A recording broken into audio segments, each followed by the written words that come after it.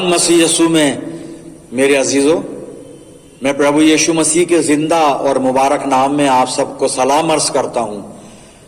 आपका स्वागत करता हूं इस संगति में आने के लिए। आप निरंतर मेरी प्रार्थना में रहते हैं और आप ही नहीं, मैं सबके लिए दुआ करता हूं कि खुदा बाप सब पर अपना फजल हमेशा बनाए रखे। आज के समय के लिए परमेश्वर का धन्यवाद करते हैं, इस मुबारक संगति के लिए परमेश्वर का धन्यवाद करते हैं। और आज जो वचन का हिस्सा हम सब के सीखने के लिए है, जो परमेश्वर ने मुझे दिया है, पतरस की पहली पत्री और पहला अध्याय 13 से 16 पद मैं आपके सामने पढ़ रहा हूं। इस वास्ते अपनी अक्ल की कमर बांधकर और होशियार होकर उस फजल की कामिल उम्मीद रखो जो यीशु मसीह के ज़हूर के वक्त तुम पर होने वाला है। और फरमान बरदार फर्जंद होकर अपनी जहालत के जमाने की पुरानी ख्वाहिशों के ताबे ना बनो, बल्कि जिस तरह तुम्हारा बुलाने वाला पाक है उसी तरह तुम भी अपने सारे चाल चलन में पाक बनो, क्योंकि लिखा है कि पाक हो इसलिए कि मैं पाक हूं। खुदा की बड़ी बरकत उसके पाक कलाम के पढ़े जाने और सुने जाने पर हो, आमीन। आइए दुआ करें। खुदावंद मसीह यीशु में हमारे प्यारे बाप आसमानी, बड़े आदर, बड़ी दीनता, नम्रता की आत्मा में होकर तेरे पाक कदमों पर सरनिगू हैं। पिता परमेश्वर, ये समय है तेरे जीवित वचन पर मनन करने का। हम सबको पाक रूह का मसा इनायत कर कि हम पवित्र आत्मा की अगुवाई में होकर तेरे पाक कलाम को सुने, समझे, सीखें और इसे अपनी जिंदगियों में जज्ब करें।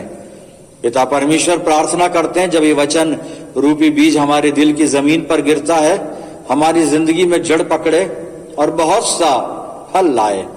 प्रभु जी, जब हम तेरी संगति में हैं, हमारी विनती है हमारे चारों तरफ अपने पाक फरिश्तों की सेना का बाड़ा बांधना कि शैतान हमें किसी भी तरह तेरी रिफाकत से जुदा करने ना पाए। पिता परमेश्वर, अपनी जिंदगियों को हर प्रकार से तेरे अधिकार में देते हैं और इस दुआ को तेरे प्यारे इकलौते बेटे, अपने नजात देने वाले खुदावंद यीशु मसीह के जिंदा और मुबारक नाम के वसीले से मांगते हैं। सुन और कबूल कर ले, आमीन। एक बार फिर परमेश्वर का धन्यवाद करते हैं। और आज जो वचन मैंने आपके सामने पढ़ा है, पतरस की पहली पत्री पहला अध्याय 13 से 16 पद, इसकी 13वीं आयत को रिपीट करूंगा। यहां पे लिखा है, इस वास्ते अपनी अक्ल की कमर बांधकर और होशियार होकर उस फजल की कामिल उम्मीद रखो जो यीशु मसीह के ज़हूर के वक्त तुम पर होने वाला है। पतरस विश्वासियों को लिख रहा है 13वें पद में कि अपनी अक्ल की कमर बांधकर और सचेत होकर, होशियार होकर उस अनुग्रह की पूरी आशा रखो जो प्रभु यीशु मसीह के प्रकट होने के समय तुम पर होने वाला है। मंडलियों को ये मार्गदर्शन दिया गया है। विश्वासियों का झुंड है पतरस के सामने और इन विश्वासियों को, मंडली के इन लोगों को पतरस ने एक सलाह दी है कि वो अपनी अक्ल की कमर बांधकर होशियार रहें और उस अनुग्रह की कामिल आशा रखें, पूरी आशा रखें, पूरी तरह से, जो प्रभु यीशु मसीह के प्रकट होने के समय जो फजल, जो अनुग्रह विश्वासियों पर होने वाला है। इसकी जरूरत क्या पड़ी, ये बात लिखने की जरूरत क्या पड़ी। और इससे पहले कि आगे चलें, थोड़ा सा फिर एक बार मैं आपका ध्यान जो हमारी थीम वर्ष है लेंट सीजन की, उस पर ले जाना चाहूंगा। सबोपदेशक 12 अध्याय और 14 पद, जहां पे लिखा है, क्योंकि परमेश्वर सब कामों का और सब गुप्त बातों का, चाहे वो भली हो चाहे बुरी, न्याय करेगा। इसलिए कलीसिया को बड़ा होशियार रहना है कि हमारे जीवन में भली बातें हैं तो किस तरह की हैं, बुरी बातें हैं, वो गुप्त काम हैं, गुप्त विचार हैं, वो सब परमेश्वर जानता है और इनका न्याय होगा।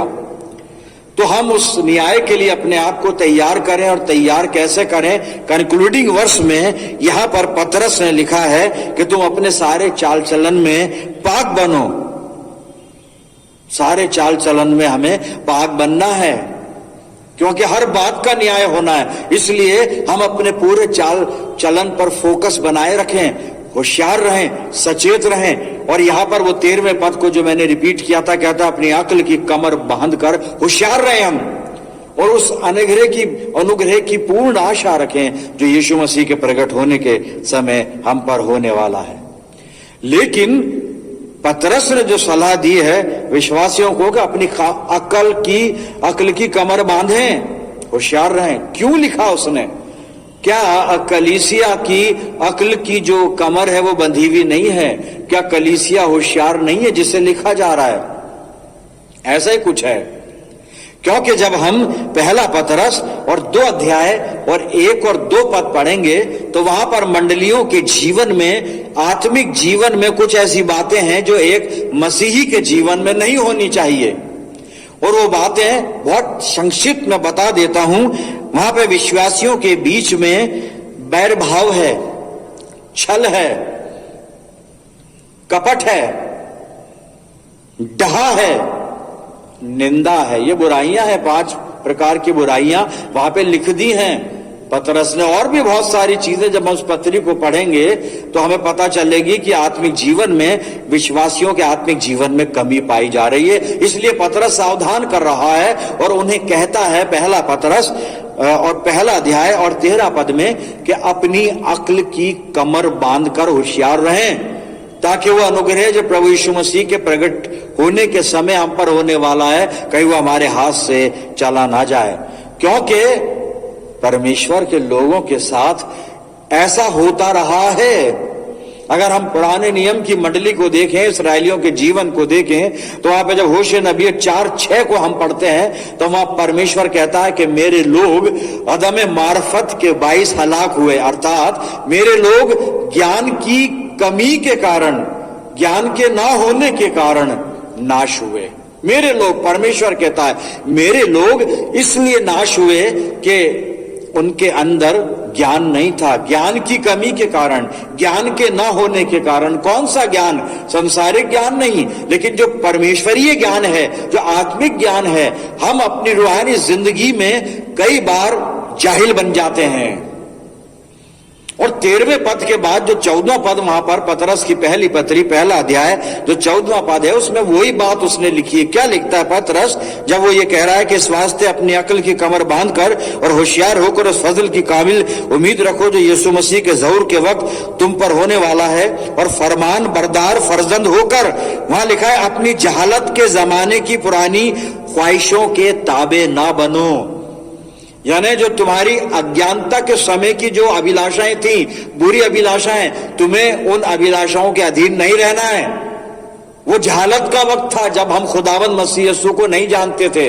वो अज्ञानता का समय था जब हम प्रभु यीशु, लेकिन अब हम प्रभु यीशु मसीह को जानते हैं, उसकी शिक्षाओं को पढ़ा है, सुना है, दोहराते हैं।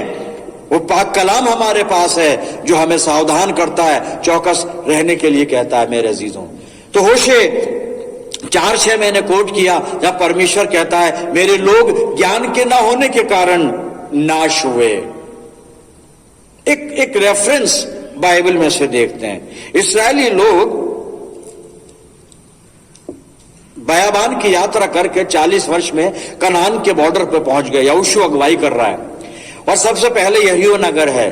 इन्होंने प्रार्थना की, दुआ की, और बहुत सारे वहां पे कार्य हुए हैं। मैं संक्षिप्त में बता रहा हूं। और इन्होंने यरीहो नगर पर हमला किया, लेकिन उससे पहले परमेश्वर ने इनको एक निर्देश दिया था कि यरीहो नगर पर तुम हमला करो, तुम जीतोगे, पूरे नगर को नाश करना, सबको वहां पर नाश कर देना, केवल सोना चांदी और कुछ चीजें जो हैं वो तुम परमेश्वर के लिए पवित्र करके रख लेना, लेकिन बाकी उसके अलावा सब चीजें नाश कर देना। और ये सोच के नाश करना कि वो सब हमने परमेश्वर को अर्पण कर दी, सब परमेश्वर को अर्पण कर दी। और इन्होंने जाकर कुछ ऐसा ही किया, लेकिन सारी बातें वहां पर ऐसी नहीं हुई जैसे परमेश्वर ने कहा था। वो आगे चलकर बताऊंगा। और इन्होंने यरीहो को जीत लिया, यरीहो को जीत कर ये आ गए। उसके बाद इन्होंने फिर ए नगर पे हमला किया। अब ये जीते हुए लोग हैं, इन्हें मालूम है ए नगर छोटा सा नगर है, हम जीत लेंगे, और ये उन पर हमला करने गए, लेकिन ए नगर से हार कर वापस आ गए। यहरियो नगर से जीत गए थे, ए नगर से हार गए। क्या खुदा ने छोड़ दिया? नहीं। क्या परमेश्वर का हाथ छोटा हो गया? नहीं। क्या परमेश्वर का बल कम हो गया? नहीं। परमेश्वर की सामर्थ कम हो गई? नहीं। लेकिन कुछ अज्ञानता का काम इस्राएलियों के बीच में हो गया। मेरे लोग, परमेश्वर कह रहा है ना होशे से, मेरे लोग ज्ञान के ना होने के कारण नाश हुए। और यहां पर अज्ञानता का काम हो गया। वो काम क्या हो गया मैं आपको बता रहा हूं। अब मैं पढ़ूंगा कुछ हवाले। जब ए नगर से हार कर आ गए तो क्या हुआ सुनते हैं। यहोशू की पुस्तक 7 अध्याय और मैं 1 पद पढ़ रहा हूं। परंतु इस्राएलियों ने अर्पण की वस्तु के विषय में विश्वासघात किया, अर्थात यहूदा गोत्र का अकान जो जहरा वंशी जब्दी का पोता और कर्मी का पुत्र था, उसने अर्पण की वस्तुओं में से कुछ ले लिया, जिसके लिए खुदा ने मना किया था कुछ मत लेना। इन साहब ने ले लिया। इस कारण यहोवा का कोप इस्राएलियों पर भड़का, और जब कोप भड़का तो नतीजा ये हुआ कि ए नगर से हार कर आ गए। और जब ये हार कर आ गए तो यहोशू साहब जो इनके लीडर थे, उन्होंने अपने कपड़े फाड़े और परमेश्वर के सामने गए और दुआ कर रहे हैं, खुदा बाप ये क्या हो गया, हम तो हार गए, तू हमें यहाँ पे नष्ट करने को ले आया।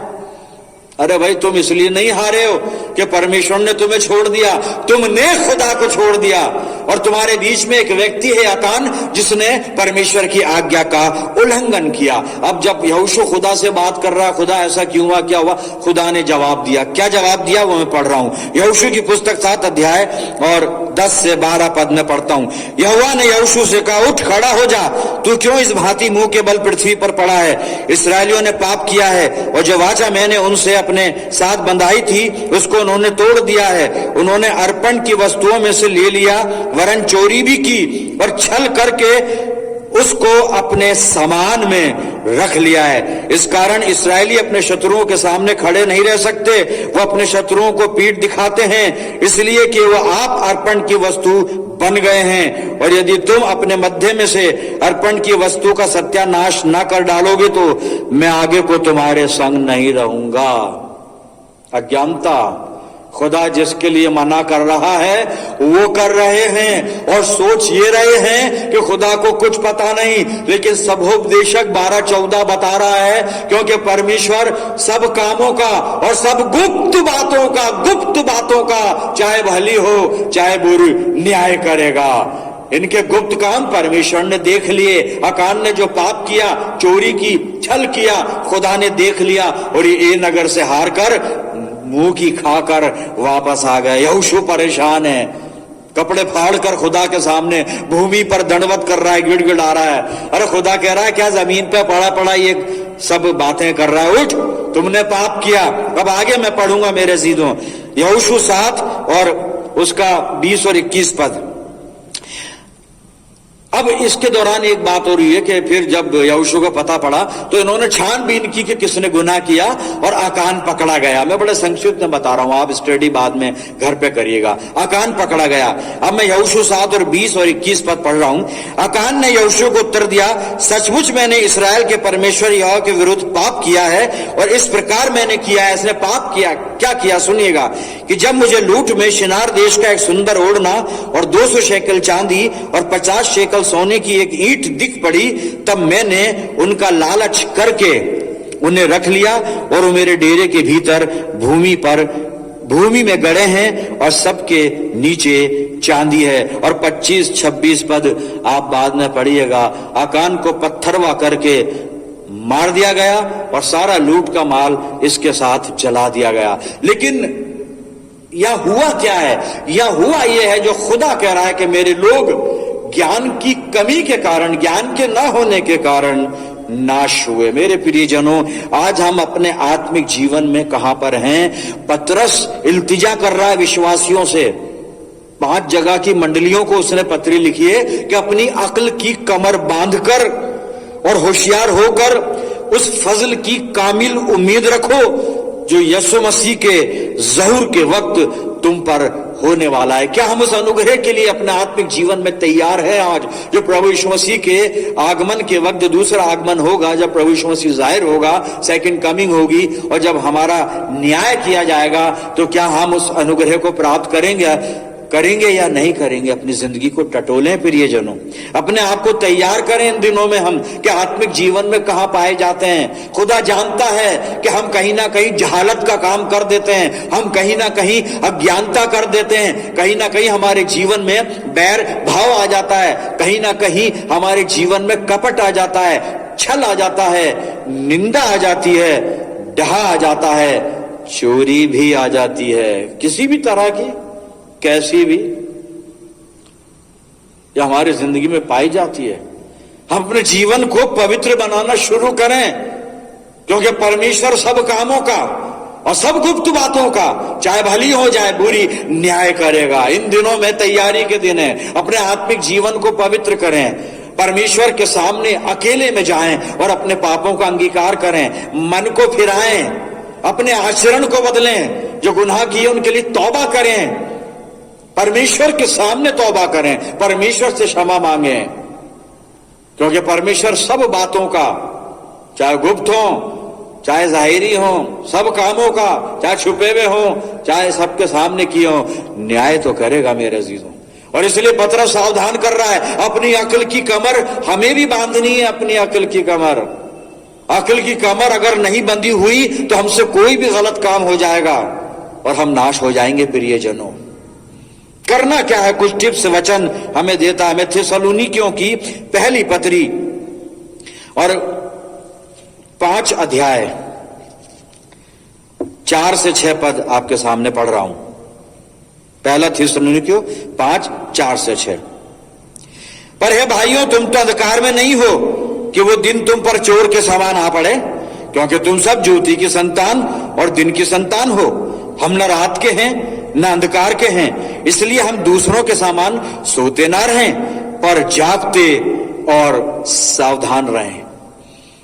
जागते और सावधान रहें, आत्मा में जागते रहें, आत्मा में बेदार रहें, सावधान रहें, अक्ल की कमर बांधकर होशियार रहें, और उस आशा की, उस अनुग्रह की पूर्ण आशा रखें जो प्रभु यीशु मसीह के प्रकट होने के समय जो अनुग्रह हम पर होने वाला है। प्रियजनों, हम आत्मा में अपने आप को तैयार करें, अपने आप को पवित्र करें। पतरस फिर बता रहा है आगे चलकर, दूसरी पत्री में, पतरस की मैं दूसरी पत्री आपके सामने पढ़ता हूं और कुछ बातें उसने वहां पर बताई हैं।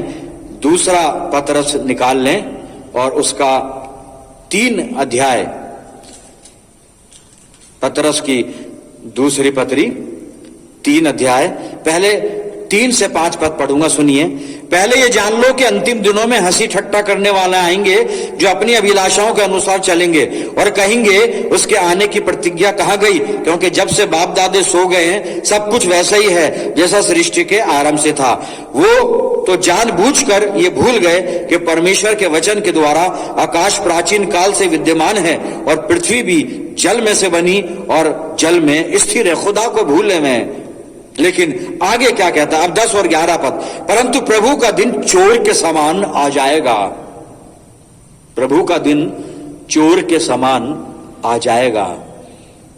अभी कुछ लोग प्रयास कर रहे हैं बताने की कि यीशु मसीह आने वाला है, ऐसा हो रहा है वैसा हो रहा है। भाई आपको कैसे पता चला? यहां तो कलाम कह रहा था चोर के समान आएगा, और चोर के आने का किसी को पता नहीं होता। चोर बिना बताए आता है, हमें पता भी नहीं होता तब आता है, तो हम कैसे कयास लगा रहे हैं वो ऐसा हो रहा है वैसा हो रहा है ये हो रहा है। कलाम सिर्फ ये कह रहा है कि अंतिम दिनों में ये घटनाएं होंगी, लेकिन यीशु मसीह ने कहा वो तो सिर्फ अंत की शुरुआत होगी। ये तो शुरू ही है, अभी खात्मा नहीं हुआ रहा है, अभी नहीं। ये जो कुछ बड़ी बड़ी घटनाएं हो रही हैं ये तो सिर्फ बिगिनिंग है, ये तो शुरुआत है। ये तो अभी तो और कुछ भी होना बाकी है, बहुत कुछ होना बाकी है। और यहां पे लिखा है 10 पद में, परंतु प्रभु का दिन चोर के समान आ जाएगा। उस दिन आकाश बड़ी हड़बड़ाहट के शब्द से जाता रहेगा और तत्व बहुत ही तृप्त होकर पिघल जाएंगे और पृथ्वी और उस पर के काम जल जाएंगे। जबकि ये सब वस्तुएं इस रीति से पिघलने वाली हैं, तो तुम्हें पवित्र चाल चलन और भक्ति में कैसा मनुष्य होना चाहिए, क्या हो रहा है, क्या होगा, क्या होने वाला है, मैटर ये नहीं है, हमें कैसा होना है।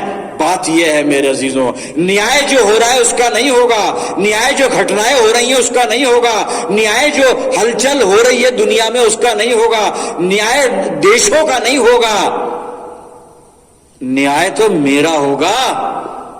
तुम मुझसे वचन कह रहा है कि तुम दुनिया को देख रहे हो, बड़ी बड़ी बातें कर रहे हो, ये हो रहा है वो हो रहा है, तुम देखो तुम्हारी जिंदगी में क्या हो रहा है, तुम्हारे आत्मिक जीवन में क्या हो रहा है। और इसलिए वो कंक्लूड कर रहा है कि जब ये सब वस्तुएं इस रीति से पिघलने वाली हैं, तो तुम्हें, अब वो लोगों को बात कर रहा है, मंडलियों को, कलीसिया के लोगों को कह रहा है कि तुम्हें पवित्र चाल चलन और भक्ति में कैसा मनुष्य होना चाहिए। मुझको पवित्र चाल चलन में कैसा होना है ये देखने का समय है। अमेरिका में क्या हो रहा है और रशिया में क्या हो रहा है, जर्मन में क्या हो रहा है, यरूशलेम में क्या हो रहा है, इंडिया में क्या हो रहा है, पाकिस्तान में क्या हो रहा है, कहीं कुछ नहीं हो रहा है। हमारे जीवन में जो हो रहा है उस पर नजर डालें। न्याय तो हमारा होना है, उसका थोड़ी ना होना है। न्याय तो मेरा होना है, न्याय विश्वासियों का होना है। हम अपनी जिंदगी की सोचें, अपने जीवन के बारे में सोचना शुरू करें, अपनी अक्ल की कमर बांध लें। और अंतिम हवाला इसके बाद मैं कंक्लूड करूंगा। पतरस की दूसरी पत्री 3 अध्याय 17-18 पद, सुनिए क्या कहता है वचन। इतनी बातें सुन ली, समझ में आ गई तो परमेश्वर को धन्यवाद, परमेश्वर को महिमा हो। और मेरी प्रार्थना है समझ में आ जानी चाहिए कि हमें पूरे चाल चलन में कैसा होना है, हमें भक्ति में कैसा होना है, हमें आत्मिक जीवन में कैसा होना है। सारी दुनियादारी की बातें, ये खबरें पढ़ना सुनना छोड़ दीजिए, अपने जीवन पर नजर डालिए। ये खुद बीनी के दिन है, सेल्फ एग्जामिनेशन के दिन है, ये सेल्फ डिनाइल के दिन है। अपनी जिंदगी के बारे में सोचें। पतरस कहता है अपनी अकल की कमर बांध लो। दूसरों की कमरें बंधिए कि नहीं बंधे, छोड़ दो इस बात को भाई। वो अपनी कमर संभाल लेगा, हम अपनी कमर, अकल की कमर, उसे संभाल लें। जी आखिरी हवाला पढ़ रहा हूं मैं, दूसरा पतरस 3 अध्याय 17-18 पद। इसलिए है प्रियो, तुम लोग पहले ही से इन बातों को जानकर चौकस रहो। वचन ने बता दिया हमें चौकस रहना है, ताकि अधर्मियों के भ्रम में फंसकर, बहुत लोग आपको भ्रम में डाल रहे हैं, आप पढ़ भी रहे हैं, टाइम वेस्ट कर रहे हैं अपना, और ये अधर्मी लोग हैं। यहां पे लिखा है अधर्मियों के भ्रम में फंसकर अपनी स्थिरता को कहीं हाथ से खो ना दो, पर हमारे प्रभु और उद्धारकर्ता यीशु मसीह के अनुग्रह और पहचान में बढ़ते जाओ। यीशु मसीह के अनुग्रह और पहचान में बढ़ते जाओ, बस यही काम करना है। यीशु मसीह के अनुग्रह और पहचान में बढ़ते जाएं, और उसी की महिमा अब भी हो और युगान युग होती रहे। आमीन। ये बाइबल में लिखा है आमीन। मेरे अजीजों, हम कहां पर हैं इन दिनों में? अपनी जिंदगी को टटोलें, अपने आप को जांचें। क्या हम पूरे चाल चलन में प्रभु की तरह हैं जैसा प्रभु चाहता है?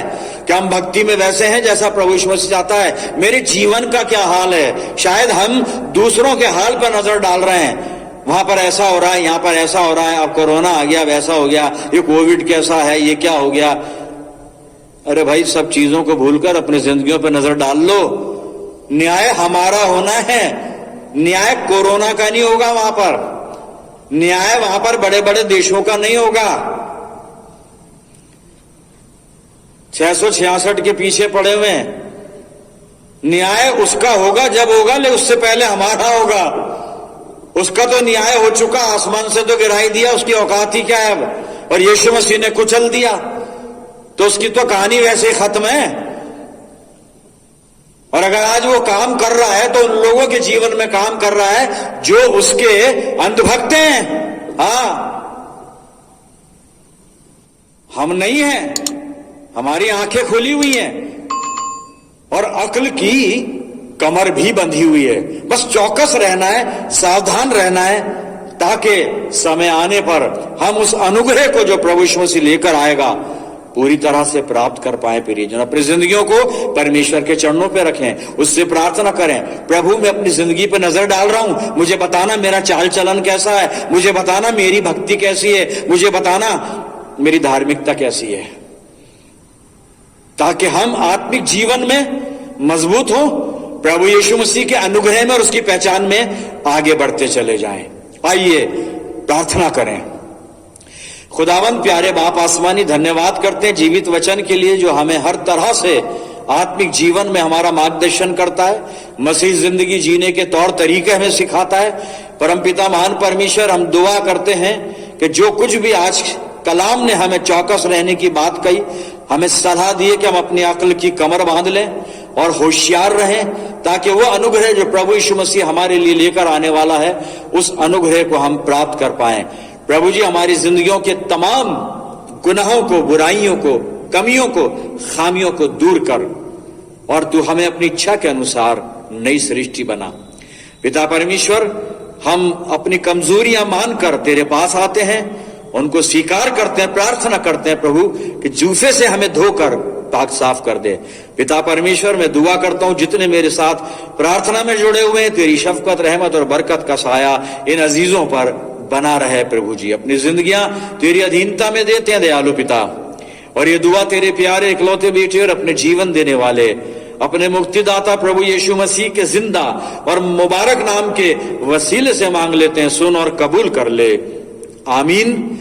अब हमारे प्रभु यीशु मसीह का अनुग्रह, पिता परमेश्वर का प्रेम, पवित्र आत्मा की सहभागिता हम सब के साथ, समस्त विश्वासियों के साथ, हमारी सब कलीसियाओं के साथ अब से लेकर हमेशा तक होती रहे, आमीन।